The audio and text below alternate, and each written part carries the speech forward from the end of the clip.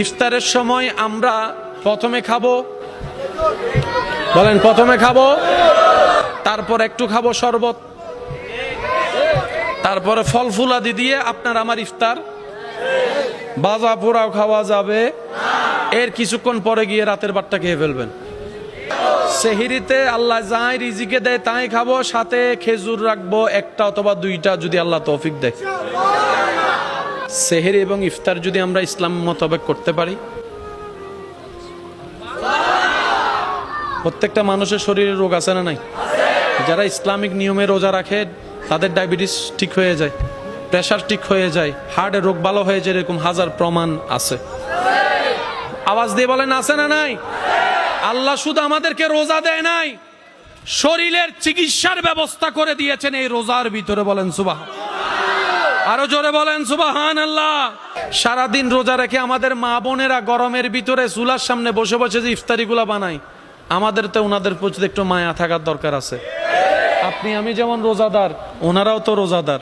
যেখানে গরমের মধ্যে আপনার আমার ডাক ফাইটা যায়, অ্যাসিড নিচে বসে থাকি, পাকঘরে রান্না করে কোনো এসি তো দূরের কথা, একটা ফ্যানও, এদিকে বাহিরের গরম, এদিকে চুলার গরম, এদিকে রোজা।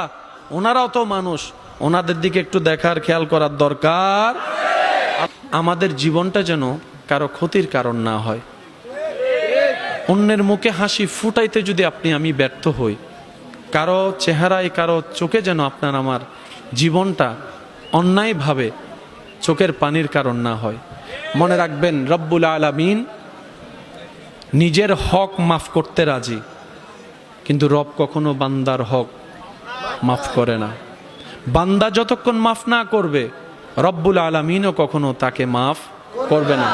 অনেক জান্নাতে যাওয়ার মতো ইবাদতে যোগ্য ব্যক্তিও হাসরের ময়দানে ধরা খেয়ে যাবে জিব্বার কারণে, হাতের কারণে। তাই তো নবী রাহমাতুল্লিল আলামিন বলেছে, আল মুসলিমু মান সালিম আল মুসলিমুনা মিন লিসানিহি ওয়া ইয়াদিহি। ও আমার ইমানদার ভাইয়েরা, একটু চেষ্টা করলে কঠিনটাও সম্ভব। কারণ বান্দা যখন চেষ্টা করে নিজেকে পরিবর্তন করার জন্য, তখন সেই বান্দার জীবন চলাকে সহজ করে দেন স্বয়ং রব্বুল আলামিন নিজেই। সুবহান। সেই ঈমান কি আমাদের আছে? এবার টোটাল বিষয়টা আমি এক জায়গায় করি। ইসলামের ভিতর কি শুধু পরকাল নাকি দুনিয়ার কল্যাণও আছে?